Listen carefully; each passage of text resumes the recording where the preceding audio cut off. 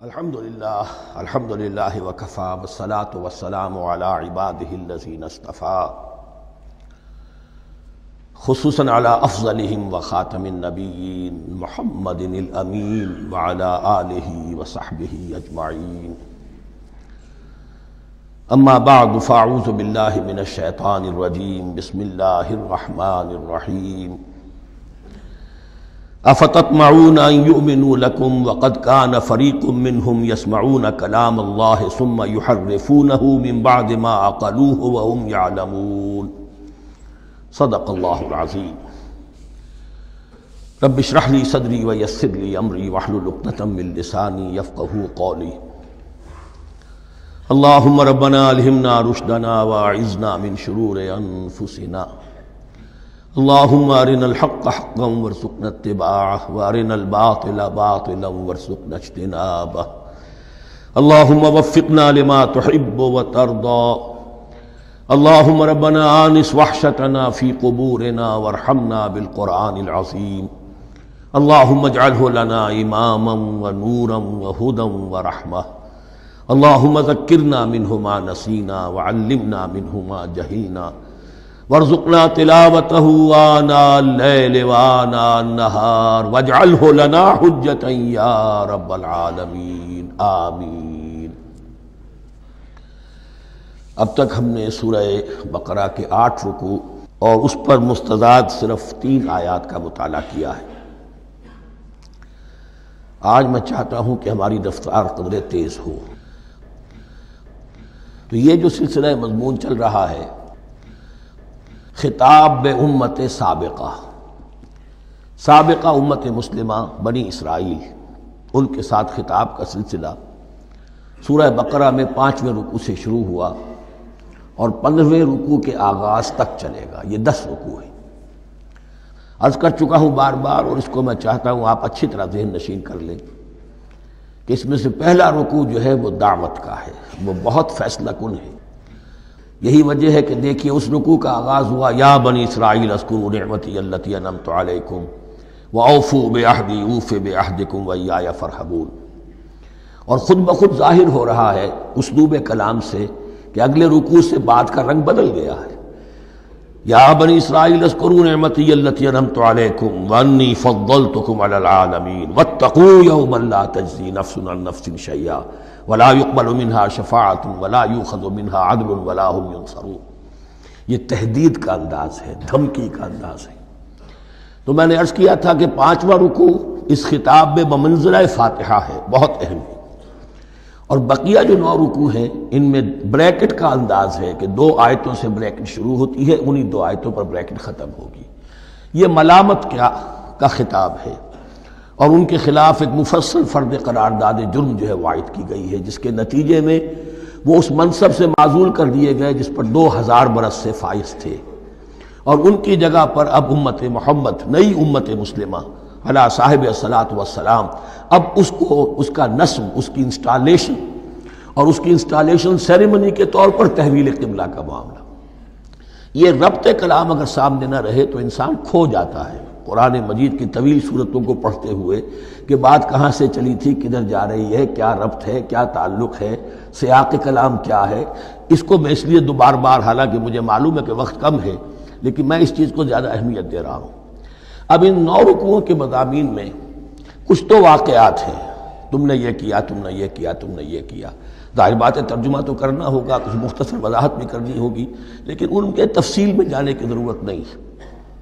لیکن آپ نے دیکھا کہ کچھ واقعات کے بعد پھر کچھ ایسے یونیورسل ٹروتھس بیان ہوئے ہیں، ایسے عظیم حقائق کہ جو ابدی حقائق ہیں، ان کا کسی وقت سے، کسی قوم سے، کسی خاص گروہ سے تعلق نہیں، وہ تو اصول ہیں، سنت اللہ ہم انہیں کہہ سکتے ہیں، یا اللہ کے جو عام قوانین ہیں، قواعد ہیں اس کائنات میں۔ ایک تو قوانین ہے طبعیہ، فزیکل لاز، ایک مورل لاز ہے کہ جو اس دنیا میں اللہ تعالیٰ کی طرف سے کار فرما ہے۔ تو جہاں وہ مورل لاز آتے ہیں جنہیں آپ کہا کرتے تھے جب بچپن میں کہانی پڑھی اور کہانی کے بعد لکھا اس کا مورل لیسن کیا ہے، اس کہانی سے سبق کیا حاصل ہوا، تو تھوڑے تھوڑے وقفے کے بعد وہ آیات آتی ہیں کہ جو اس گویا کہ اس سلسلہ کلام کے اندر یہ انتہائی اہمیت کی حامل ہیں، اس لیے کہ وہ یونیورسل اہمیت کی حامل ہیں، اور ان میں در حقیقت ایک رہنمائی پوشیدہ ہے موجودہ امت مسلمہ کے لیے۔ مثلا جتنا حصہ ہم اب تک پڑھ چکے ہیں ان میں سے پہلے تو وہ آیت یاد کیجئے وَضُرِبَتْ عَلَيْهِمُ الذِّلَّةُ وَالْمَسْكَنَةُ وَبَاءُوا بِغَضَبٍ مِّنَ اللَّهِ۔ معلوم ہوا کہ ایسا ہو سکتا ہے کہ ایک امت مسلمان ہو، اس پر اللہ کے بڑے فضل ہوئے ہوں، بڑا اکرام ہوا ہو، بہت انعام ہوا ہو، پھر وہ اپنی بے عملی یا بد عملی کے باعث اللہ تعالیٰ کے غضب کی مستحق ہو جائے اور ذلت اور مسکنت اس پر تھوپ دی جائے۔ یہ ایک یونیورسل ٹروتھ وہاں سے نکل آیا کہ ہمیں سوچنا ہوگا، یہ ایک لمحہ فکریہ ہے امت مسلمہ کیا کہ کیا ہم تو کہیں آج اس پوزیشن میں نہیں ہیں۔ حدیث میں آپ کو سنا چکا ہوں لَيَأْتِيَنَّ عَلَىٰ أُمَّتِي مَا أَتَىٰ عَلَىٰ بَنِي إِسْرَائِيلَ حَسْبَ النَّعْلِ بِالنَّعْلِ۔ دوسرا اسی طرح کا یونیورسل ٹروتھ والا مقام تھا آخری جو ہم نے کل پڑھا ہے، ثُمَّ قَسَتْ قُلُوبُكُمْ وَهِيَ كَالْحِجَارَةِ أَوْ أَشَدُّ قَسْوَةً۔ کسی مسلمان امت کا یہ حال بھی ہو سکتا ہے کہ ان کے دل اتنے سخت ہو جائیں کہ سختی میں پتھروں کو اور چٹانوں کو مات دے جائیں۔ یہ بھی ایک کیفیت ہے جو سامنے آئی، حالانکہ قوم وہ ہے انی فضلتکم علی العالمین، از کجا تاب کجا، لیکن یہ حقیقت بھی ہمارے سامنے آئی کہ یہ چیزیں جو ہیں اپنی جگہ پر امکانات میں سے ہیں۔ البتہ یہاں ایک بات میں عرض کر دوں کہ اس قساوت قلبی میں پوری امت برابر مسلط جو ہے مبتلا نہیں ہوا کرتی ہے، اس میں امت کے جو قائدین ہوتے ہیں اور امت مسلمہ کے قائدین اس کے علماء ہوتے ہیں، سب سے زیادہ شدت کے ساتھ یہ خرابی ان میں آتی ہے، اس لیے کہ باقی لوگ تو پیروکار ہیں، پیچھے چلتے ہیں، وہ اعتماد کرتے ہیں کہ یہ ہے اللہ کی کتاب کے پڑھنے والے، یہ ہے تورات کے حامل، یہ جانتے ہیں، وہ ان کے پیچھے پیچھے چل رہے ہوتے ہیں۔ لیکن جو لوگ جان بوجھ کر اللہ کی کتاب میں تحریف کر رہے ہوں، انہیں تو پتہ ہے ہم کیا کر رہے ہیں۔ جو لوگ جان بوجھ کر حق کو پہچان کر اس کا انکار کر رہے ہیں، انہیں تو پتہ ہے کہ ہم کیا کر رہے ہیں۔ در حقیقت یہ سزا ان پر آتی ہے۔ یہ بات اب ان آیات میں جو آج ہم پڑھنے چلے ہیں بہت زیادہ واضح ہو جائے گی انشاءاللہ۔ فرمایا افتطمعون ان یؤمنوا لکم، تو اے مسلمانوں کیا تم یہ توقع رکھتے ہو کہ یہ ایمان لے آئیں گے تم پر، تمہاری بات مان لیں گے؟ ظاہر بات ہے مسلمانوں کو توقع تھی کہ مشرکین مکہ تو بہت دور تھے دین سے، توحید سے دور، رسالت کا کوئی تصور ہی نہیں، کتاب کوئی ان کے پاس تھی ہی نہیں۔ یہ تو یہود ہیں اور ان کے پاس تو کتاب رہی ہے، یہ موسیٰ کے ماننے والے ہیں، یہ توحید کے علم بردار ہیں، یہ آخرت کا بھی اقرار کرتے ہیں، تو انہوں جھٹپٹ مان لینا چاہیے۔ تو جو مسلمانوں کے دل میں، عام مسلمانوں کے دل میں جو حسن ظن تھا، اب در حقیقت یہ اس کو ایڈریس کیا جا رہا ہے۔ افتطمعون ان یؤمنوا لکم، تمہیں بڑی طمع ہے، کوشش ہے، تمہاری خواہش ہے، آرزو ہے، تمنا ہے، توقع ہے کہ یہ بات مان لے گے تمہاری۔ وَقَدْ كَانَ فَرِيقٌ مِّنْهُمْ يَسْمَعُونَ كَلَامَ اللَّهِ ثُمَّ يُحَرِّفُونَهُ مِن بَعْدِ مَا عَقَلُوهُ وَهُمْ يَعْلَمُونَ، جبکہ حال یہ ہے کہ ان میں سے ایک جماعت، ایک گروہ وہ بھی ہے کہ جو اللہ کے کلام کو سن کر پھر اس میں تحریف کرتا رہا ہے، اس کے بعد کہ اس کو سمجھ لیتا تھا اور اچھے جان بوجھ کر تحریف کرتا تھا۔ اب ظاہر بات وہ گروہ کون ہوں گے؟ علماء ہی تو ہیں نا، عام آدمی تو تحریف نہیں کر سکتا تھا، تحریف کرنے والے تو علماء تھے۔ افتؤمنون ان یؤمنوا لکم وقد کان فریق منهم یسمعون کلام اللہ ثم یحرفونہ من بعد ما عقلوہ وهم یعلمون واذا لقوا الذین آمنوا قالوا آمنا۔ اب دیکھیے ایک بات بڑی عجیب سامنے آئے گی کہ جس طرح منافقین مسلمانوں میں تھے ایسے ہی منافقین یہود میں بھی تھے۔ یہود میں سے کچھ لوگ ایسے تھے کہ جن پر حق جب منکشف ہو گیا اور کچھ ان کی صالح فطرت بھی تھی، اب وہ آنا چاہتے تھے اسلام کی طرف، لیکن اپنے خاندان کو، گھر والوں کو، اپنے کاروبار کو، اپنے قبیلے کو چھوڑنا بھی ممکن نہیں تھا، اور قبیلوں کی سرداری جو ہے وہ ان کے علماء یہود کے پاس ہے۔ تو دل ان کے کچھ صاف ساتھ آ چکے تھے اہل ایمان کے، اور جب وہ اہل ایمان سے ملتے تھے تو کبھی کبھی باتیں بھی بتا، ہاں یہ بات جو محمد کہہ رہے یہ تورات میں لکھی ہوئی تھی، واقعی یہ بات یوں ہی تھی۔ اب اس کے بعد جب وہ جاتے تھے اپنے شیاطین کے پاس، وہی شیاطین ان کے علماء، ان کے بڑے سرکردہ لوگ، تو وہ جا کر انہیں ڈانٹ ڈپٹ کرتے تھے، بے وقوفو یہ کیا کر رہے ہو، تم یہ بات بتا رہے ہو انہیں تاکہ اللہ کے ہاں جا کر وہ تم پر حجت قائم کریں کہ انہیں پتا تھا اور پھر بھی انہوں نے نہیں مانا۔ اب یہ ان کا آپس کا مکالمہ ہو رہا ہے۔ وَإِذَا لَقُوا الَّذِينَ آمَنُوا قَالُوا آمَنَّا، اور ان میں سے کچھ لوگ ہیں کہ جب ملتے ہیں اہل ایمان سے تو وہ کہتے ہیں ہم ایمان لے آئے۔ وَإِذَا خَلَا بَعْضُهُمْ إِلَى بَعْضٍ، اور جب وہ خلوت میں ہوتے ہیں ایک دوسرے کے ساتھ، قالوا، وہ کہتے ہیں أَتُحَدِّثُونَهُمْ، کیا تم بتا رہے ہو ان کو، بما فتح اللہ علیکم، وہ باتیں جو اللہ نے کھولی ہیں تم پر، لِيُحَاجُّوكُمْ بِهِ عِندَ رَبِّكُمْ، کہ وہ تم پر حجت قائم کریں تمہارے رب کے پاس، کہ اللہ اس نے مانا تھا کہ ہاں تورات میں یہ ہے، تو تم ذرا عقل سے کام لو، اور یہ حقیقتیں جو تورات کے ذریعے سے ہمیں معلوم ہے ان مسلمانوں کو مت بتاؤ۔ اس پر اللہ کا تبصرہ کیا ہے؟ افلا تعقلون، یہ تو ابھی انہی کا قول ختم ہوا کہ کیا تم عقل نہیں ہے کہ تم ایسا بیوقوفی کا کام کر رہے ہو؟ اولا یعلمون، یہ تبصرہ اللہ کا ہے، تو کیا یہ لوگ نہیں جانتے ان اللہ یعلم ما یسرون وما یعلنون، کہ اللہ تو جانتا ہے وہ سب کچھ بھی جو وہ چھپاتے ہیں اور وہ سب کچھ بھی جسے وہ ظاہر کرتے ہیں۔ تو چاہے یہ باتیں مسلمانوں کو بتاؤ نہ بتاؤ، اللہ کی طرف سے تو محاسبہ ہو ہی جانا ہے، لہذا یہ بھی ان کی ناسمجھی کی دلیل ہے۔ اب آ رہی ہے وہ اصل اہم بات جو میں نے آج ابتدا میں بیان کر دی تھی، وَمِنْهُمْ أُمِّيُّونَ، ان میں سے بھی ایک طبقہ تو ہے ان پڑھ لوگوں کا۔ اب دیکھیے امی اصل میں تو ایک طرح سے کہنا چاہیے کہ مشرکین عرب کے لیے لفظ ہے قرآن مجید میں، کیوں؟ ان کے اندر پڑھنے لکھنے کا رواج بھی نہیں تھا، کوئی آسمانی کتاب بھی ان کے پاس نہیں تھی۔ لیکن اب یہود کے بارے میں کہا جا رہا ہے، جیسے آج مسلمان ہیں کہ اکثر و بیشتر مسلمان تو جاہل ہیں، چاہے پی ایچ ڈی کیا ہوا ہو، پی ایچ ڈی تو فزکس میں کیا ہوا ہے، قرآن کی الف بیتیں نہیں آتی، دین کے جو ہیں مبادی تک سے ناواقف ہیں، بہت پڑھے لکھے، اس کو ہمارے بعد لوگ کہتے ہیں پڑھے لکھے جاہل۔ آج کی عظیم اکثریت مسلمانوں کے پڑھے لکھے مسلمانوں کی وہ پڑھے لکھے جاہلوں پر مشتمل ہے، اس میں شامل کر لیجئے ہماری اکثریت جو ہے ہی بغیر پڑھی لکھی۔ تو اب انہیں کیا پتا، وہ تو سارا اعتماد کریں گے علماء پر، کوئی بریلوی ہیں بریلوی علماء پر اعتماد کریں گے، کوئی دیوبندی ہے وہ دیوبندی علماء پر اعتماد کریں گے، کوئی اہل حدیث ہے وہ اہل حدیث علماء پر اعتماد کریں گے۔ منہم امیون، اب امیون کا سہارا کیا ہوتا ہے؟ منہم امیون لا یعلمون الکتاب الا امانیہ، وہ کتاب سے تو واقف نہیں ہوتے، اپنی کچھ خواہشات ہیں کہ جن کو جانتے ہیں۔ یہ خواہشات بعد میں کھل جائے گا، یہ خواہشات کیا ہیں؟ ہم تو اسرائیلی ہیں، ہم تو اللہ کے محبوب ہیں، ہم تو امت محمد میں ہیں، ہماری تو شفاعت ہو ہی جائے گی، یہ امانی ہے۔ تلک امانیہم، اور ہمیں تو جہنم میں داخل کیا بھی تو تھوڑے سے عرصے کے لیے، ہمیں نکال لیا جائے گا، یہ امانی ہے۔ تو ان کے پاس تو یہ تو ان امانی، امنیہ کہتے ہیں خواہش، امانی اس کی جمع ہے، یہ اپنی خواہشات، انگریزی کا لفظ صحیح تعبیر کرے گا وشفل تھنکنگ، یہ اپنی اس وشفل تھنکنگ کے سہارے جی رہے ہیں، علم ان کے پاس ہے ہی نہیں۔ وَإِنْهُمْ إِلَّا يَظُنُّونَ، اور وہ نہیں کچھ کر رہے مگر ظن و تخمین، گمان ہے، ان کے اپنے من گھڑت خیالات ہیں۔ فَوَيْلٌ لِّلَّذِينَ يَكْتُبُونَ الْكِتَابَ بِأَيْدِيهِمْ، تو اصل ہلاکت اور بربادی اور ویل کے بارے میں بعض روایات یہ بھی آئی ہیں کہ وہ جہنم کا وہ طبقہ ہے جس سے خود جہنم پناہ مانگتی ہے، سخت ترین۔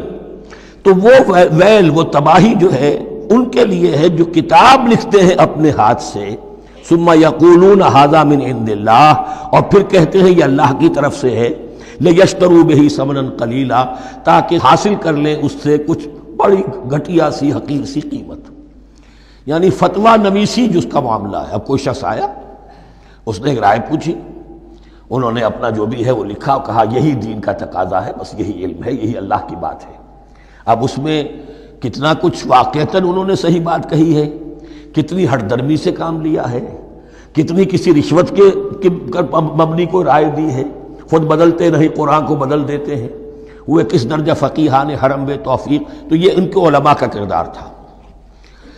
ثم یقولون ھذا من عند اللہ لیشتروا بہ ثمنا قلیلا فویل لہم مما کتبت ایدیہم، تو ہلاکت اور بربادی ہے ان کے لیے اس چیز سے کہ جو ان کے ہاتھوں نے لکھی، وویل لہم مما یکسبون، اور ان کے لیے ہلاکت اور بربادی ہے اس کمائی سے جو وہ کر رہے ہیں۔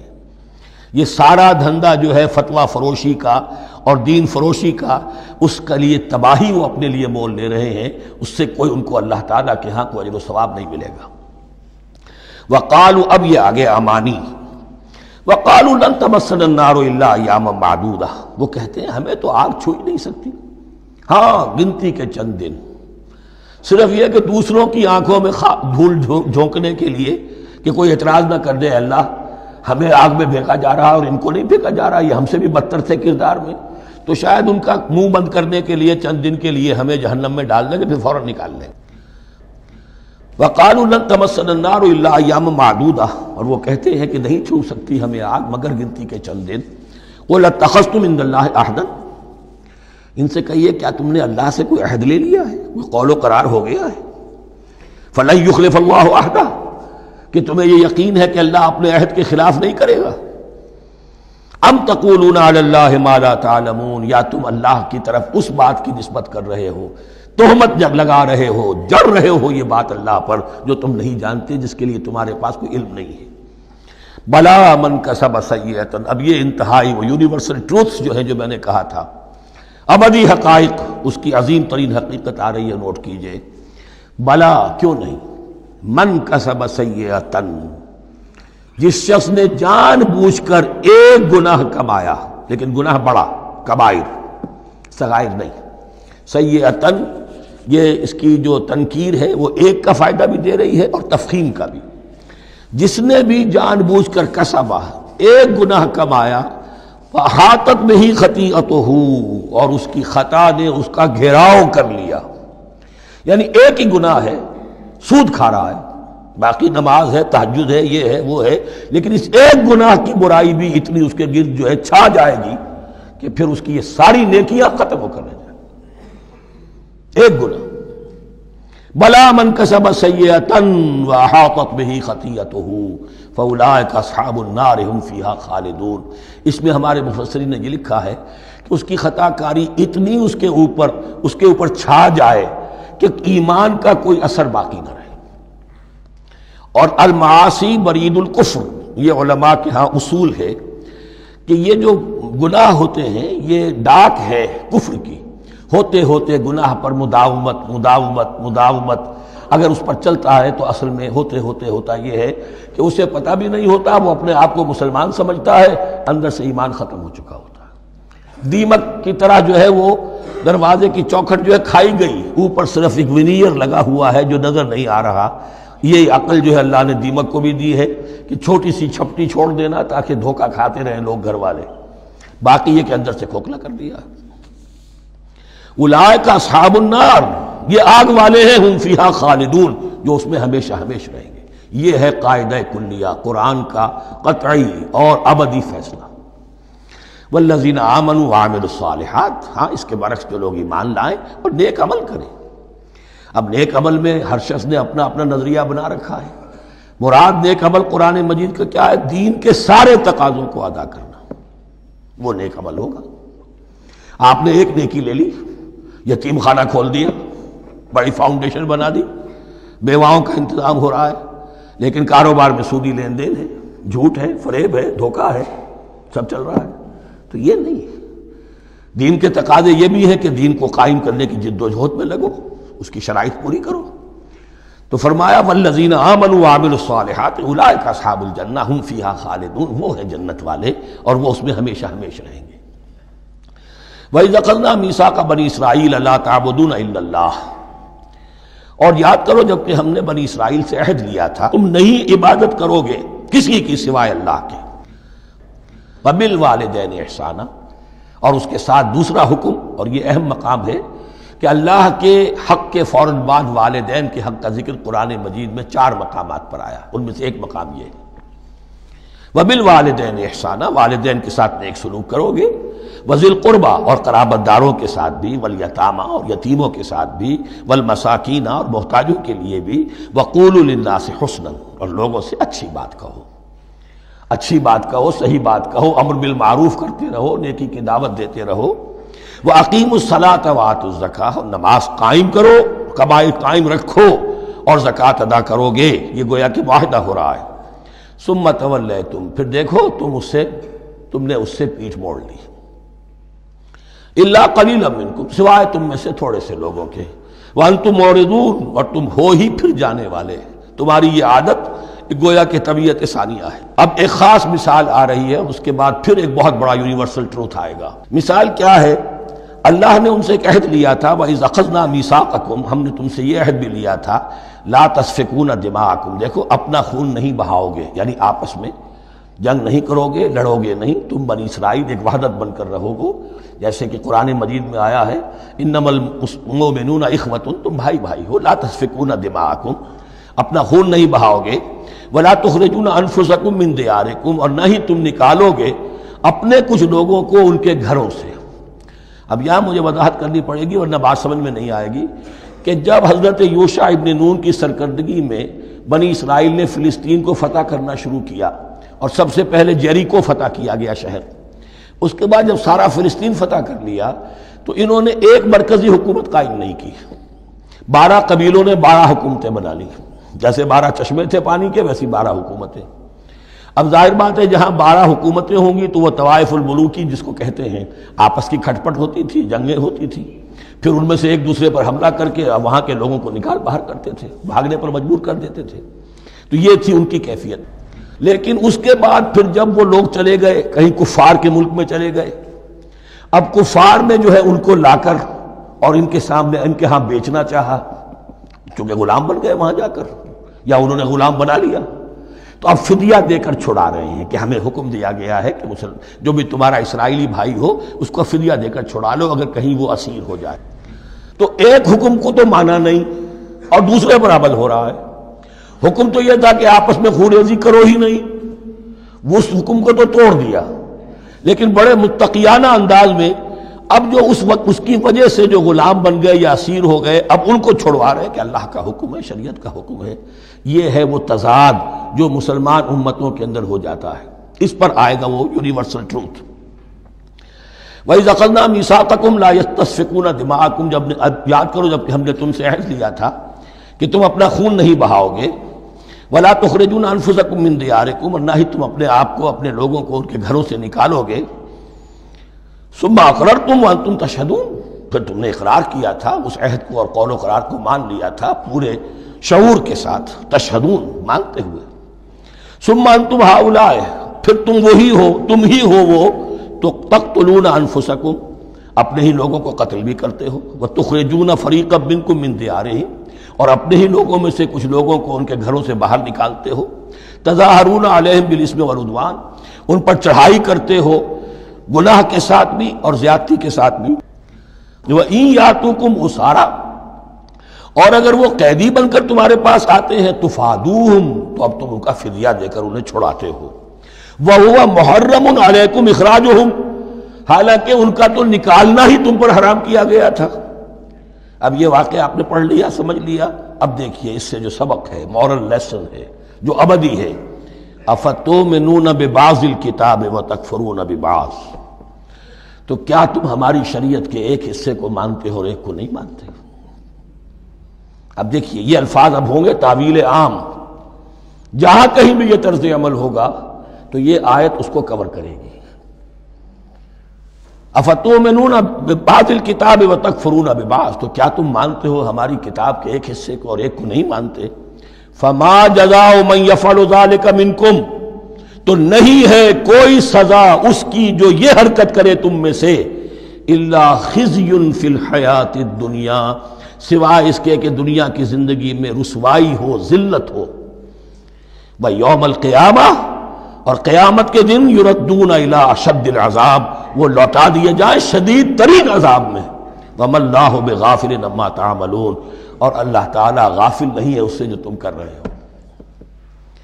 آج امت مسلمہ پر 100% یہ آیت منطبق ہو رہی، پورے دین پر چلنے کو تیار نہیں، ہر گروہ نے کوئی ایک شے حلال کر لی اپنے لیے، ملازم پیشہ طبقہ ہے، رشوت حلال ہے، کیا کرے اس کے بغیر گزارا نہیں ہوتا، کاروباری طبقہ ہے، سود کیا کرے اس کے بغیر تو یہ کاروبار چلتا نہیں، فلاں ہر ایک کے لیے، ہر ایک نے، تو نیکی اور بدی کا ایک امتزاج ہے، کل دین جب تک وہ نہ ہو تو اس کی سزا یہ ہے خزی فی الحیات الدنیا، وہ ہمارے اوپر ہے، ضربت علیہم الذلۃ والمسکنہ، وہ خز اور وہ ذلت اور مسکنہ تھوپ دی گئی ہے، باقی رہ گیا قیامت کا معاملہ، وَيَوْمَ الْقِيَامَةِ يُرَدُّونَ إِلَىٰ أَشَدِّ الْعَذَابِ، شدید ترین عذاب میں۔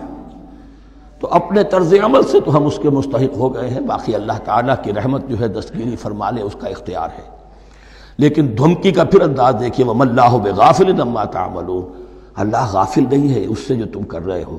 ہر سال عمرہ فرما کے آ رہے ہیں، کس رقم سے فرما کر آ رہے ہیں یہ اللہ کو معلوم ہے، یہ حلال سے کمائی تھی یا حرام سے؟ رمضان مبارک میں حرم میں پہلی صف میں جگہ ریزرو کرائی ہوئی ہے سیٹھ صاحب نے، اور وہاں کے شرطوں کو بھی رشوتیں دیتے ہیں، اور وہ سمجھتے ہیں کہ ہم تو سارا نہا دھو کر آ گئے، سال بھر جو بھی حرام کمائی کی تھی سب پاک ہو۔ اللہ نا واقف نہیں ہے، اللہ تمہاری داڑھیوں سے دھوکہ نہیں کھائے گا، اللہ تمہارے اماموں سے اور ابا اور قبا سے دھوکہ نہیں کھائے گا۔ He knows you through and through, He sees you through and through۔ وَمَا اللَّهُ بِغَافِلٍ عَمَّا تَعْمَلُونَ أُولَٰئِكَ الَّذِينَ اشْتَرَوُا الْحَيَاةَ الدُّنْيَا بِالْآخِرَةِ، یہ وہ لوگ ہیں جنہوں نے دنیا کی زندگی اختیار کر لی ہے آخرت کو چھوڑ کر۔ فَلَا يُخَفَّفُ عَنْهُمُ الْعَذَابُ وَلَا هُمْ يُنصَرُونَ، تو اب ان کے لیے نہ تو ان سے عذاب میں تخفیف کی جائے گی اور نہ ان کی کوئی مدد کی جائے گی۔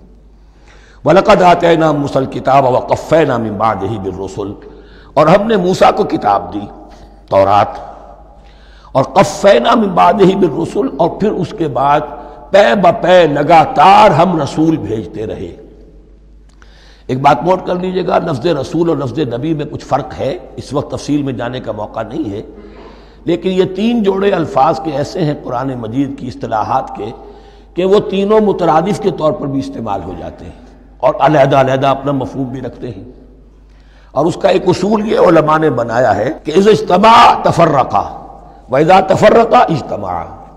ایک ہے ایمان اور اسلام، اب یہ بھی مسلم مومن ایک ہی شے ہے، لیکن یہ کہ ایک شے تو نہیں ہے، کچھ فرق بھی ہے۔ کہیں جہاں ان دونوں الفاظ کو لایا جائے گا بالمقابل تو فرق نظر آ جائے گا، لیکن عام طور پر مسلم کی جگہ مومن، مومن کی جگہ مسلم استعمال ہو جائے گا۔ call the rose by any name it will smell as sweet۔ اس طرح جہاد اور قتال کا معاملہ ہے، دو الفاظ ہیں، مختلف ہیں، مفہوم جدا بھی ہے لیکن ایک دوسرے کی جگہ آ بھی جائیں گے۔ تیسرے نبی اور رسول، فرق ہے، ہر نبی رسول نہیں ہوتا، ہر رسول نبی ہے، یعنی نبی عام ہے، رسول خاص ہے۔ نبی کو جب کسی خاص قوم کی طرف معین طور پر بھیج دیا جاتا ہے تب وہ رسول ہو جاتا ہے، اس سے پہلے اس کی حیثیت ایک ولی اللہ کی ہے، بہت اعلیٰ درجے کا اللہ کا دوست اور ولی جس پر وحی آ رہی ہے۔ عام ولی اللہ میں اور نبی میں فرق یہ ہے، ان پر وحی آتی ہے، ان پر وحی نہیں آتی۔ لیکن اس نبی کو اگر اب آپ بھیج دیں گے کہ جاؤ اذهب الى فرعون، اب وہ رسول ہو گئے، جاؤ اب مدین کی طرف، الى مدین اخاہم شعیبا، اب رسول ہو گئے۔ تو یہ فرق ہے نبی اور رسول کا۔ جیسے آپ کے ہاں سی ایس پی کارڈر ہے، اب وہ ڈی سی بھی لگ سکتا ہے، کہیں وہ جوائنٹ سیکرٹری لگا ہوا ہے، کہیں ناپسندیدہ آدمی ہے تو او ایس ڈی لگایا ہوا ہے کہیں، لیکن اس کا کارڈر برقرار رہے گا، سی ایس پی تو ہے۔ اسی اعتبار سے ہر نبی ہر حال میں نبی ہے، لیکن اس کو اضافی کیفیت ملتی ہے رسول کی۔ اور ایک بات یہ نوٹ کر لیجئے، نبیوں کو قتل بھی کیا گیا ہے، رسول قتل نہیں ہو سکتے۔ اللہ کا فیصلہ یہ ہے کہ لَأَغْلِبَنَّ أَنَا وَرُسُلِي، میں اور میرے رسول تو غالب آ کر رہیں گے۔ جب بھی کسی قوم نے کسی رسول کی جان لینے کی کوشش کی ہے اس قوم کو برباد کر دیا گیا اور رسول اور اس کے ساتھیوں کو بچا لیا گیا۔ یہ معاملہ ہوا ہے اللہ کا تمام رسولوں کے ساتھ، نبیوں کے ساتھ نہیں۔ حضرت یحییٰ نبی تھے، قتل کر دیے گئے۔ حضرت عیسیٰ رسول تھے، قتل نہیں کیے جا سکتے تھے، ان کو زندہ آسمان پر اٹھا لیا گیا، اب وہی دوبارہ آئیں گے۔ تو رسول جو ہے وہ قتل نہیں ہوتا، اور اسی اعتبار سے حضور کی بڑی گہری تمنا تھی، لَوَدِدتُّ أَنْ أُقْتَلَ فِي سَبِيلِ اللَّهِ ثُمَّ أُحْيَا ثُمَّ أُقْتَلَ ثُمَّ أُحْيَا، میری بڑی خواہش ہے میں اللہ کی راہ میں قتل ہو جاؤں، پھر زندہ کیا جاؤں، پھر قتل کیا جاؤں، پھر اللہ کی راہ میں پھر زندہ کیا جاؤں، پھر قتل کیا جاؤں۔ لیکن اللہ نے یہ خواہش آپ کی پوری نہیں کی، اس لیے کہ آپ اللہ کے رسول تھے۔ اب یہاں نوٹ کیجئے گا، یہاں لفظ رسول تو آ گیا ہے لیکن یہ نبی کے معنی میں ہے۔ قفینا من بعدہ بالرسل، اس لیے کہ رسول حضرت موسیٰ کے بعد حضرت عیسیٰ ہی ہے، درمیان میں پروفٹس ہیں، یہ prophets of the old testament, یہ انبیاء ہیں، لیکن ان کے لیے لفظ رسول آ گیا ہے۔ وآتینا عیسی ابن مریم البینات وایدناہ بروح القدس، اور ہم نے عیسیٰ کو بڑی واضح نشانیاں دی، حصی معجزات جتنے حضرت مسیح کو دیے گئے ہیں ویسے اور کسی نبی کو نہیں دیے گئے۔ یہ بعد میں تذکرہ آ جائے گا سورہ آل عمران میں۔ اور ہم نے مدد کی ان کی روح القدس کے ساتھ، حضرت جبرائیل کی خاص تائید انہیں حاصل تھی۔ ظاہر بات ہے، میں نے عرض کیا ہے کہ جو معجزہ ہوتا ہے وہ کسی نبی کی اپنی طاقت سے اس کا ظہور نہیں ہوتا، رسول کے کسی طاقت سے، یا کرامت کسی ولی اللہ کے اپنے اختیار میں نہیں ہوتی، یہ اللہ کی طرف سے، اور اس کے لیے ظہور جو ہوتا ہے وہ فرشتوں کے ذریعے سے۔ ایدناہ بروح القدس افکلما جاءکم رسول بما لا تہوی انفسکم۔ اب یہاں پر تبصرہ ہو رہا ہے، جو بھی کچھ یہود نے کیا حضرت مسیح کے ساتھ، وہ چونکہ معلوم ہے اس کا تذکرہ نہیں کیا، صرف اس پر تبصرہ ہو رہا ہے۔ تو جب بھی کبھی تمہارے پاس کوئی رسول آیا، بما لا تہوی انفسکم، وہ چیز لے کر جو تمہارے جیوں کو، تمہارے من کو بھائی نہیں، اچھی نہیں لگی، استکبرتم، تم نے استکبار کیا، وہی استکبار جو عزازیل نے کیا تھا اور ابلیس بن گیا، ابا واستکبر۔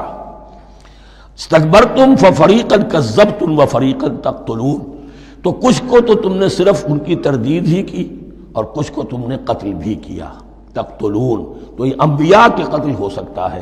اور نمبر 2 ایک رائے یہ دی گئی ہے، تقتلون جو ہے قتل تم نہیں آیا ہے، یہ فعل مضارع ہے، اور فعل مضارع کے اندر ایک فعل جاری رہتا ہے، ختم نہیں ہوتا، گویا کہ تم قتل کرنے کی کوشش کرتے رہے۔ بعض لوگوں کی تو جان کے درپے ہو گئے۔ وقالوا قلوبنا غلف، اور انہوں نے کہا ہے کہ ہمارے دل تو غلافوں کے اندر بند ہیں۔ یہ اس کو ملائیے پہلی آیت جو آج ہم نے پڑھی ہے، افتطمعون ان یؤمنوا لکم، تو اے مسلمانوں کیا تم یہ توقع رکھتے ہو اور چاہتے ہو کہ یہ تمہاری بات مان لیں گے؟ ان کی اس خواہش کے جواب میں جو وہ کہتے تھے وہ یہ قول ہے، وقالوا قلوبنا غلف، ہمارے دل غلافوں میں ہیں، میاں تمہاری بات ہم پر اثر نہیں کر سکتی، جاؤ کسی اور سے بات کرو۔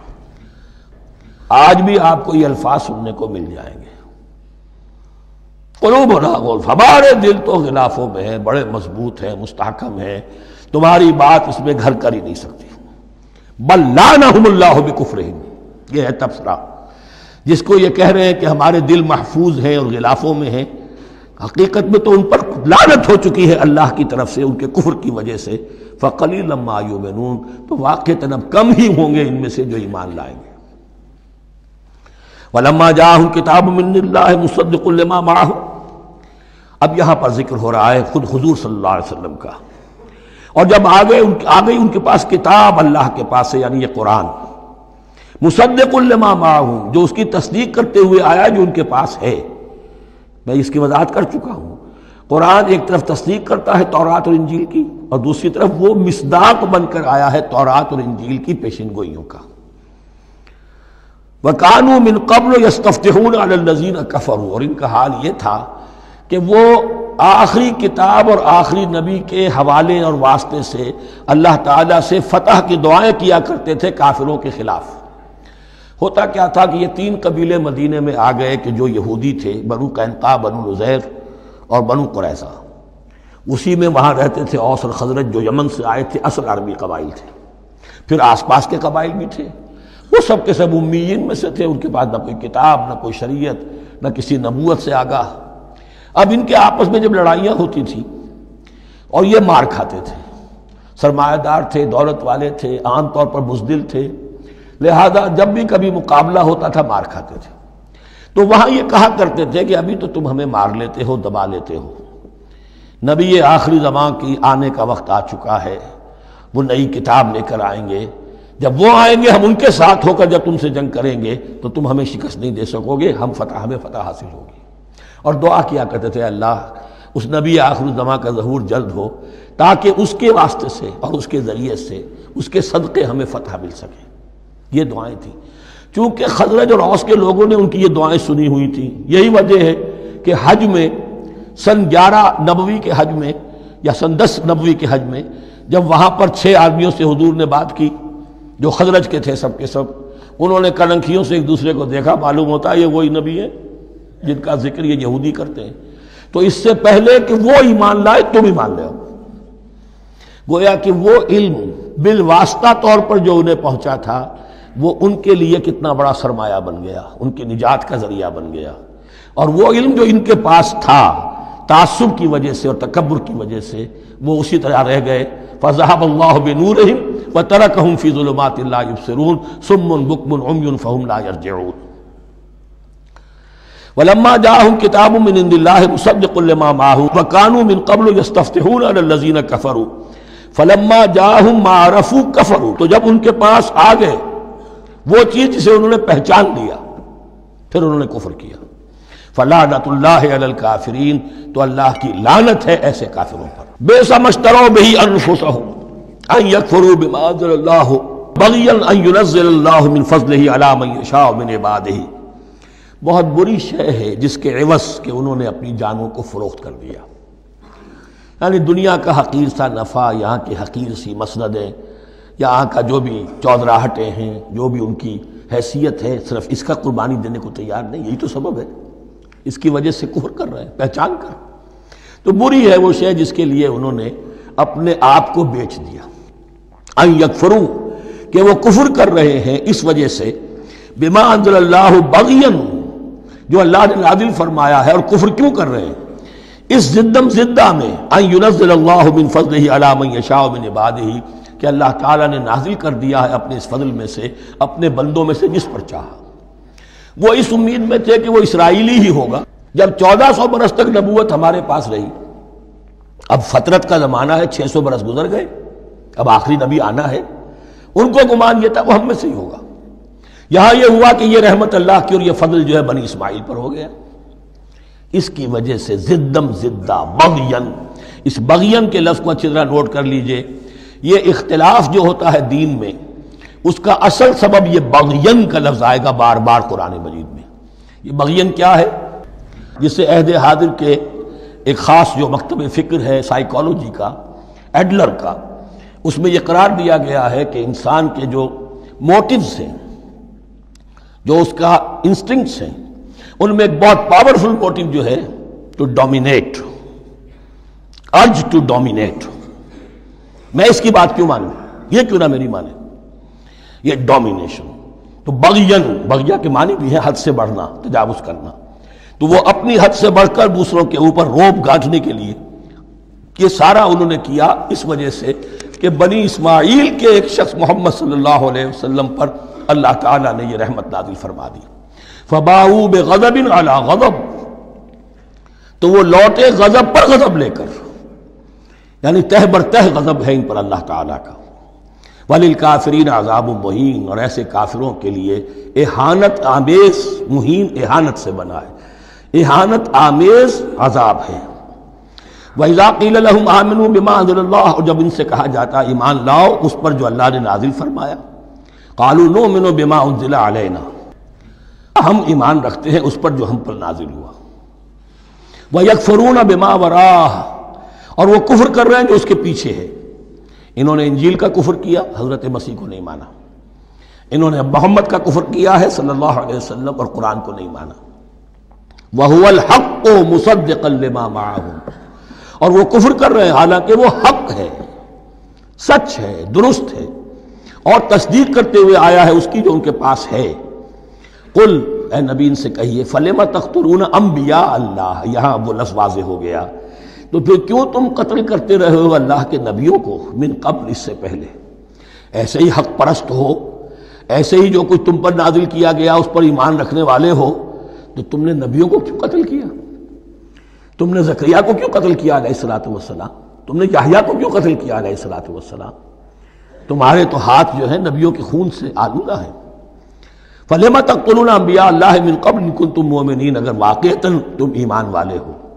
وَلَقَدْ جَاءَكُم مُوسَىٰ بِالْبَيِّنَاتِ. تمہارے پاس موسیٰ آئے تھے کھلی تعلیمات لے کر، واضح معجزے لے کر. ثُمَّ اتَّخَذْتُمُ الْعِجْلَ مِن بَعْدِهِ. پھر تم نے اس کے بعد اس کی غیر حاضری میں بچڑے کو اپنا معبود بنا لیا. وَأَنْتُمْ ظَالِمُونَ. اور تم ظالم ہو. وَإِذْ أَخَذْنَا مِيثَاقَكُمْ وَرَفَعْنَا فَوْقَكُمُ الطُّورَ. یاد کرو جب کہ ہم نے تم سے عہد لیا تھا اور تمہارے اوپر کوہ طور کو معلق کر دیا تھا. خُذُوا مَا آتَيْنَاكُمْ بِقُوَّةٍ. پکڑو اس کو مضبوطی کے ساتھ جو ہم نے تمہیں دیا ہے. وَاسْمَعُوا. اور سنو. قَالُوا سَمِعْنَا وَعَصَيْنَا. انہوں نے کہا ہم نے سنا اور نافرمانی کی. یہ ان کی ایک اور بیماری تھی، الفاظ کو ذرا سا چکر دے کر ایسے پڑھنا کہ مفہوم جو ہے بالکل بدل جائے۔ کوئی اعتراض کرے تو کہے گا کوئی شخص کہ اپنے کانوں کا جا کے میل نکلوائیے، میں نے تو اطعنا کہا تھا، آپ کو اسینا سننے میں آ گیا۔ لیکن وہ اپنے لوگ جو ہوتے تھے ان کے منافقوں کے، اور آپس میں جو ہوتے تھے وہی منافق اس وقت حضرت موسیٰ کے ساتھ، کردار تو ایک ہی رہا ہے ہمیشہ سے۔ اس کردار کے لوگ جو ہیں یہ حرکتیں کرتے تھے، اور پھر ان سے سرزنش کی جاتی کہ بھائی ہم نے تو کہا تھا سمعنا واطعنا، آپ کے اپنی سماعت میں کوئی خلل ہوگا۔ قالوا سمعنا وعصینا، ہم نے سنا اور ہم نے رد کیا، نافرمانی کی۔ وَأُشْرِبُوا فِي قُلُوبِهِمُ الْعِجْلَ بِكُفْرِهِمْ، اور ان کے اس کفر کی پاداش میں یا کفران نعمت کی سزا کے طور پر ان کے دلوں میں بچھڑے کی محبت اور تقدس جو ہے وہ پلا دیا گیا۔ قُلْ بِئْسَ مَا يَأْمُرُكُمْ بِهِ إِيمَانُكُمْ إِن كُنتُم مُؤْمِنِينَ، کہیے ان سے بری ہیں یہ باتیں، برا ہے وہ جس کا کہ حکم دے رہا ہے تمہیں تمہارا ایمان کے ساتھ یہ حرکتیں۔ ان کنتم مومنین، اگر تم مومن ہو تو کیا ایمان کے ساتھ یہ حرکتیں ممکن ہوتی ہیں؟ قل ان كانت لكم الدار الآخرة عند الله خالصة من دون الناس فتمنوا الموت ان كنتم صادقین۔ پھر یہ ایک یونیورسل ٹروتھ آ رہا ہے، بہت اہم، اس کو کرتے ہوئے خود انٹروسپیکشن کی ضرورت ہے پڑھتے ہوئے، کیونکہ ان کا یہ خیال تھا نحن ابناء اللہ واحباؤہ، ہم تو اللہ کے بڑے چہیتے ہیں، بڑے لاڈلے ہیں، اولیاء ہیں، ہم پسندیدہ لوگ ہیں، we are the chosen people of the Lord, یہ ان کا کہنا جو ہے یہ تو ان کی بڑی کھلی بات ہے۔ اور ان کا کہنا ہے کہ آخرت کا گھر تو ہمارے لیے ہے ہی ہے، اٹھا لو۔ اب دیکھیے لٹمس ٹیسٹ ان کے سامنے رکھا جا رہا ہے، لیکن یہ لٹمس ٹیسٹ میرے اور آپ کے لیے بھی ہے۔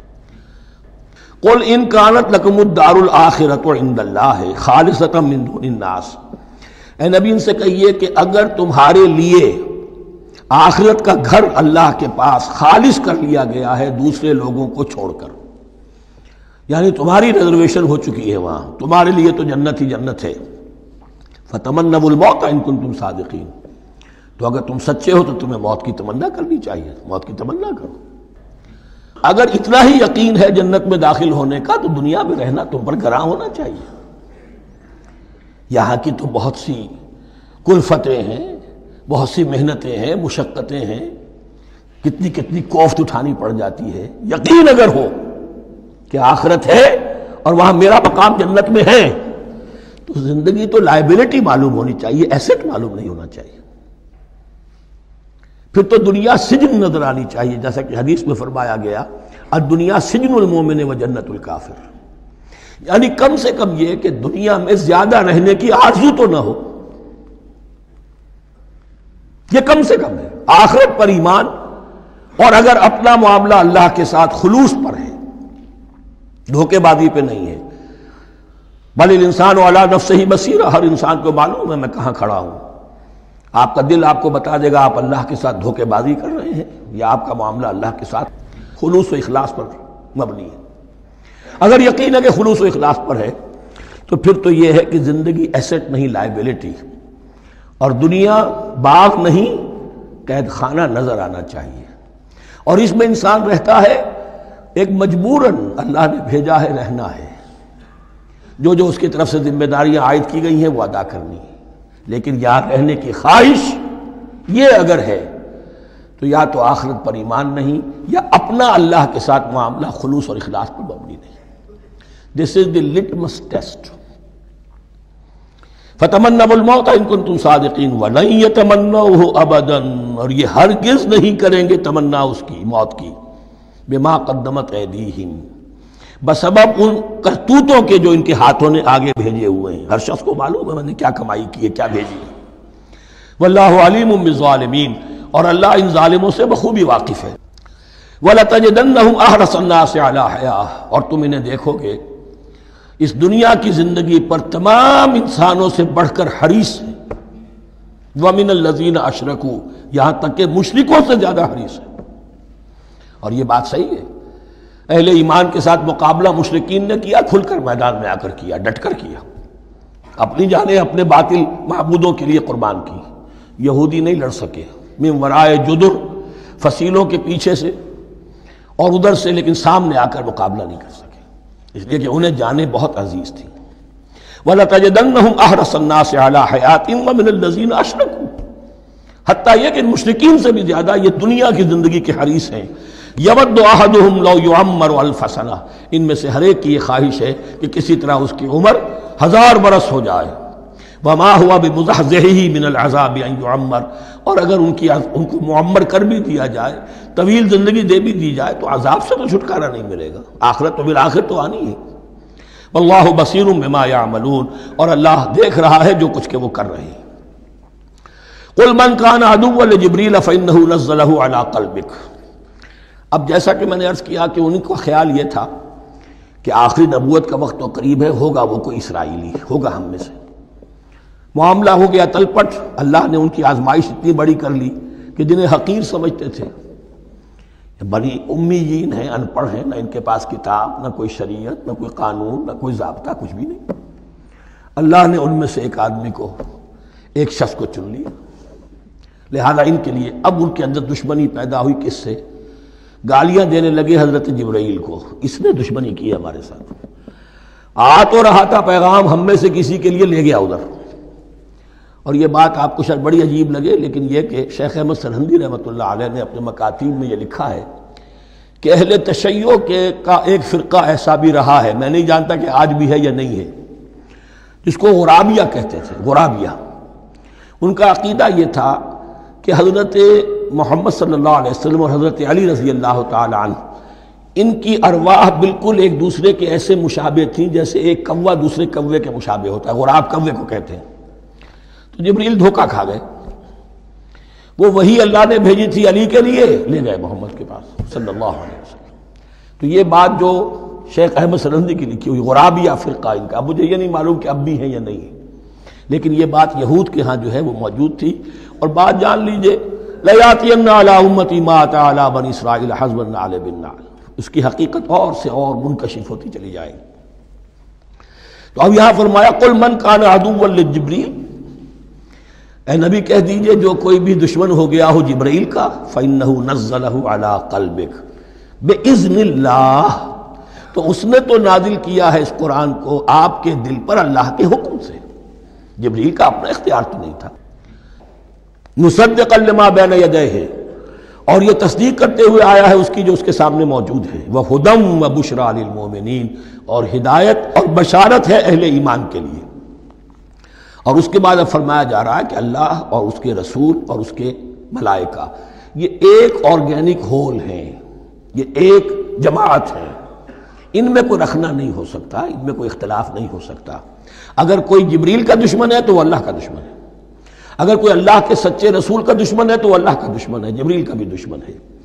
من کان عدوا للہ وملائکتہ ورسلہ وجبریل ومیکال فإن اللہ عدو للکافرین. تو کان کھول کر سن لو، جو کوئی بھی دشمن ہے اللہ کا اور اس کے فرشتوں کا اور اس کے رسولوں کا اور جبرائیل کا اور میکائیل کا، تو اللہ تعالیٰ کی طرف سے بھی اعلان ہے کہ اللہ ایسے کافروں کا دشمن ہے. وَلَقَدْ أَنزَلْنَا إِلَيْكَ آيَاتٍ بَيِّنَاتٍ، اور اے نبی ہم نے آپ کی طرف نازل کر دی ہے روشن آیات. وَمَا يَكْفُرُ بِهَا إِلَّا الْفَاسِقُونَ، اور انکار نہیں کرتے ان کا مگر وہی کہ جو سرکش. وَمَا يُضِلُّ بِهِ إِلَّا الْفَاسِقِينَ، تیسرے رکوع میں جو سورہ بقرہ کے الفاظ آئے تھے. أَوَكُلَّمَا عَاهَدُوا عَهْدًا نَبَذَهُ فَرِيقٌ مِّنْهُمْ، تو جب بھی کبھی انہوں نے کوئی عہد کیا، اللہ سے میثاق کیا، اللہ کے رسولوں سے کوئی عہد کیا، نَبَذَهُ فَرِيقٌ مِّنْهُمْ، ان میں سے ایک گروہ نے اس معاہدے کو پھینک دیا اٹھا کر. بل اکثرهم لا یؤمنون، بلکہ ان کی اکثریت جو ہے ایمان سے خالی ہے. جیسا کہ حال آج امت مسلمہ کا ہے. مسلمان ہیں، ایمان حقیقی، ایمان قلبی، یقین والا ایمان وہ کتنوں کو حاصل ہے. ڈھونڈ اب ان کو چراغ رخ زیبا لے کر. وَلَمَّا جَاءَهُمْ رَسُولٌ مِّنْ عِندِ اللَّهِ مُصَدِّقٌ لِّمَا مَعَهُمْ نَبَذَ فَرِيقٌ مِّنَ الَّذِينَ أُوتُوا الْكِتَابَ. پھر وہی بات، اور جب آئے ان کے پاس اللہ کی طرف سے ایک رسول یعنی محمد صلی اللہ علیہ وسلم، مصدق لما معہم، اور تصدیق کرتے ہوئے آئے ہیں اس کی جو ان کے پاس موجود ہے، ان کے ساتھ ہے. نبذ فریق من الذین اوتوا الکتاب کتاب اللہ وراء ظہورہم، ان کی ایک گروہ، ان کی ایک جماعت نے اللہ کی کتاب کو اپنی پیٹھوں کے پیچھے پھینک دیا. کانہم لا یعلمون، گویا کہ وہ جانتے ہی نہیں. انجانے سے وہ کر رہے گا نہیں ہمیں کچھ پتہ نہیں. ان کے عوام پوچھتے ہوں گے کیا یہ وہی نبی ہیں جن کا ذکر نہیں؟ کیا بولے کوئی یقین سے نہیں کہہ سکتے کچھ نہیں. ابھی دیکھیں گے تیل دیکھو تیل کی دھار دیکھو. کأنہم لا یعلمون جیسے انہیں علم نہیں. واتبعوا ما تتلو الشیاطین علی ملک سلیمان. اب ایک اور حقیقت نوٹ کیجئے. جب کسی مسلمان امت میں دین کی اصل حقیقت اصل تعلیمات سے بہت پیدا ہوتا ہے تو رجحان کدھر ہو جاتا ہے؟ جادو ٹونا ٹوٹکا تعویذ عملیات. قرآن کی عملیات. قرآن اترا تھا کسی اور کے لیے کام کے لیے. یہ اس کو ذریعہ بناتے ہیں دشمن کو زیر کرنے کے لیے. محبوب آپ کے قدموں میں آ کر گرے گا. عمل قرآنی ہے اتنے 100 روپے کا آپ لے جائیے تو مل جائے گا. یہ دندے ہمارے ابھی چل رہے ہیں خوب چلتے ہیں. اور میں سمجھتا ہوں کہ سب سے زیادہ فلرشنگ کاروبار جو ہے وہ اس طرح کا ہے. ہینگ لگے نہ پھٹکڑی.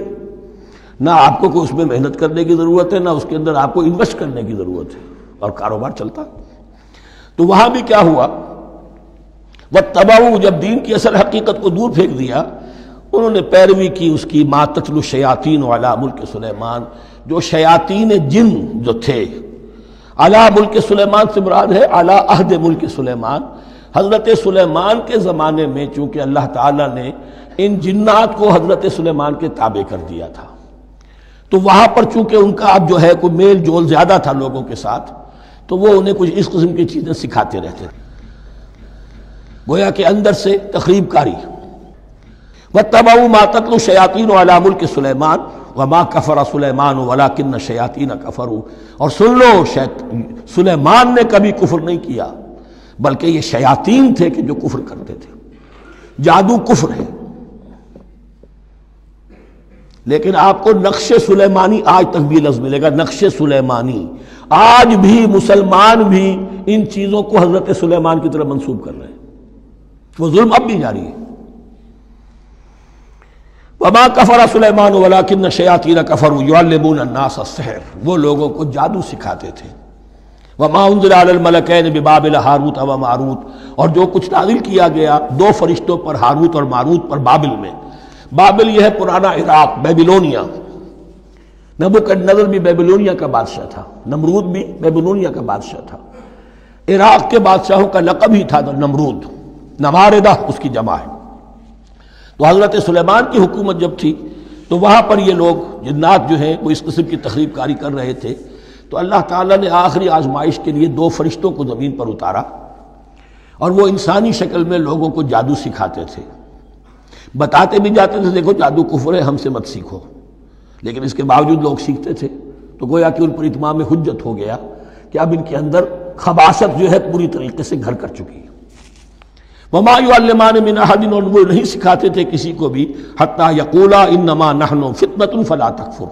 یہاں تک کہ وہ کہہ دیتے تھے کہ دیکھو ہم تمہاری آزمائش کے لیے بھیجے گئے ہیں ہم فتنہ ہیں تو تم کفر مت کرو. فیتعلمون منہما ما یفرقون به بین المرء وزوجہ. تو وہ سیکھتے تھے ان دونوں سے وہ شے کہ جس کے ذریعے سے تفریق کر سکے ایک شخص اور اس کی بیوی کے درمیان. تفرقہ ڈالنا گھروں کے اندر فساد. اب بھی یہ عورتوں کے اندر یہ کام بڑی تیزی کے ساتھ چلتے ہیں. تعویذ اور دھاگے اور کیا کچھ گنڈے چلتے ہیں. وما هم بضارین بہ من احد. اور نہیں تھے وہ ضرر پہنچانے والے کسی کو کچھ بھی الا باذن اللہ.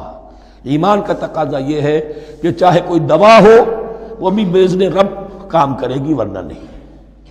کوئی اور اسباب طبیعیہ ہیں ان کے بھی اثرات ظاہر ہوں گے اگر اللہ چاہے گا. اس کے بغیر کچھ نہیں ہو سکتا. جادو کا بھی اثر ہوگا تو اللہ کے اذن سے ہوگا. تو بندہ مومن کو ڈٹے رہنا چاہیے اور مقابلہ کرنا چاہیے. وما هم بضارین بہ من احد الا باذن اللہ ویتعلمون ما یضرهم ولا ينفعهم. اور وہ سیکھتے تھے ان سے وہ چیزیں جو ان کے لیے مضرت بخش تھیں ضرر پہنچانے والی اور انہیں نفع نہیں پہنچاتی تھی. وَلَقَدْ عَلِمُوا لَمَنِ اشْتَرَاهُ مَا لَهُ فِي الْآخِرَةِ مِنْ خَلَاقٍ. حالانکہ یہ بات ان کے علم میں آ چکی تھی کہ جس نے بھی اس چیز کو حاصل کیا جادو سیکھا اس کا پھر آخرت میں کوئی حصہ نہیں ہے. وَلَبِئْسَ مَا شَرَوْا بِهِ أَنفُسَهُمْ. اور بری تھی وہ چیز جس کے لیے انہوں نے اپنے آپ کو فروخت کر دیا. لَوْ كَانُوا يَعْلَمُونَ. کاش کہ انہیں علم ہوتا. وَلَوْ أَنَّهُمْ آمَنُوا وَاتَّقَوْا. اور اگر وہ ایمان رکھتے اور تقوی کی روش اختیار کرتے لمثوبۃ من عند اللہ خیر، تو بدلہ پاتے اللہ کی طرف سے بہت ہی اچھا، بہت خیر۔ لو کانوا یعلمون، کاش کہ ان کو معلوم ہوتا۔ یا ایھا الذین آمنوا لا تقولوا رائنا وقولوا انظرنا واسمعوا۔ اب ایک اور مثال ان کی، وہ تو تھے منافقین بنی اسرائیل جن کا ذکر ہوا، سمعنا وعصینا۔ اب یہاں یہ منافقین جو یہاں پر مسلمانوں میں شامل ہو گئے تھے، یہود کے زیر اثر لوگ، اور آ گئے ہیں مسلمانوں میں بھی۔ اب ان کا معاملہ کیا تھا؟ جب حضور صلی اللہ علیہ وسلم کی محفل میں بیٹھتے تھے تو جیسے ہوتا ہے، آپ نے کوئی بات فرمائی تو اگر فرض کیجئے کہ ادھر کے لوگوں نے نہیں سنی، بات سمجھ میں نہیں آئی، تو وہ ان سے درخواست کرتے تھے رعاینا، حضور ذرا ہماری رعایت کیجئے، بات کو دوبارہ دہرا دیجئے، ہماری سمجھ میں نہیں آیا۔ اب اس کا وہ کیا کرتے تھے یہودی، یا یہ ان کے یہودیوں کے زیر اثر منافقین، رعینا، اے ہمارے چرواہے، گویا کہ دل میں خوش ہو رہے ہیں، خباثت نفس اس کو غذا مل رہی ہے، ہم نے تو رعینا کہہ دیا۔ کسی نے اگر ٹوک دیا، بابا میں نے رعینا کہا تھا، معلوم ہوتا ہے آپ کی سماعت میں کوئی خلل پیدا ہو چکا ہے، یہ انداز۔ تو مسلمانوں سے کہا جا رہا ہے، یہ واحد آیت ہے اس پورے سلسلے میں جس میں خطاب یا ایھا الذین آمنوا سے ہے، لیکن اصل میں روح سخن اب بھی بنی اسرائیل کی شرارت ہے۔ یا ایھا الذین آمنوا لا تقولوا رعینا وقولوا انظرنا واسمعوا۔ دیکھو تم اس لفظ کو چھوڑ دو، اہل ایمان تم مت کہا کرو رعینا، تم کہا کرو انظرنا، اے نبی ہماری طرف توجہ فرمائیے یا ہمیں مہلت دیجیے۔ نظر کے دونوں معنی ہیں، دیکھنا، ہمیں دیکھیے، اور انتظار بھی اسی سے بنا ہے، ذرا سی مہلت دیجیے۔ واسمعوا، اور دوسرے یہ کہ توجہ سے سنا کرو تاکہ دوبارہ پوچھنے کی ضرورت ہی پیش نہ آئے۔ وللکافرین عذاب علیم، اور ان کافروں کے لیے تو دردناک عذاب ہے۔ ما یود الذین کفروا من اہل الکتاب ولا المشرکین ان ینزل علیکم من خیر من ربکم، اور نہیں چاہتے وہ لوگ کہ جنہوں نے کفر کیا ہے اہل کتاب میں سے اور مشرکین میں سے بھی، کہ نازل ہو تم پر کوئی بھی خیر تمہارے رب کی طرف سے۔ یہ اہل کتاب بھی اور مشرکین مکہ بھی یہ جل رہے ہیں حسد میں، حسد کی آگ میں، کہ یہ کلام پاک تمہیں کیوں دے دیا گیا، یہ آخری منصب نبوت کا جو ہے خاتم النبیین، یہ منصب جو ہے یہ انہیں کیوں مل گیا؟ وہ نہیں چاہتے کہ کوئی بھی خیر اللہ کی طرف سے تمہیں ملے۔ واللہ یختص برحمتہ من یشاء، حالانکہ یہ اللہ کا پریروگیٹو ہے، اللہ کا فیصلہ ہے، اللہ خاص کر لیتا ہے اپنی رحمت کے لیے جس کو چاہے، یہ اس کا فیصلہ ہے۔ واللہ ذو الفضل العظیم، اور اللہ تعالیٰ بڑے فضل والا ہے۔ ما ننسخ من آیت او ننسها نأت بخیر منہا او مثلہا، ہم نہیں منسوخ کرتے کسی بھی آیت کو یا اسے بھلواتے۔ ایک تو ہے ننسخ، منسوخ کر دینا، ایک ہے حافظے سے ہی کسی کے محو کر دینا۔ ما ننسخ من آیت او ننسها نأت بخیر منہا، تو ہم اس کی جگہ پر اس سے بہتر لے آتے ہیں، او مثلہا، یا ویسی ہی لے آتے ہیں۔